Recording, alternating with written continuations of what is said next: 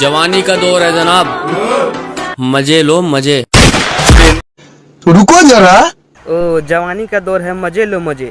तो चलो ना बालकोनी में मिलके मजे लेते हैं, करते हैं 61 और 62 मिलके। मम्मी रे दूसरा से शादी न को। यही नहीं, अभी और सुनिए।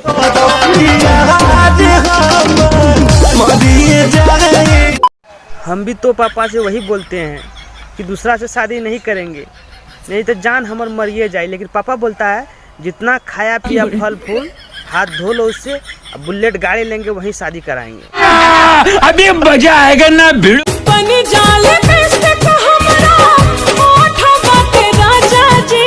देखो अब मैं क्या करता हूँ। बेबी हम लोग लिपस्टिक नहीं बनते हैं, लिपस्टिक लेभरा जाता है ना जी। हम लोग भवरा है, जब मन तब होठ पे बैठ के चूस के आ जाते हैं, समझ रही हो? समझ रहे हो? चूसत रहब होले होले आई बड़ा मजा जी। सभी बाकी होले होले हम लोग होठ नहीं चूसते हैं, जब हम लोग चूसते हैं तो दबा के होठ चूसते हैं। और हम लोगों का नाम भी रखा गया है होठ चूसना मशीन। हरामी हो बेटा।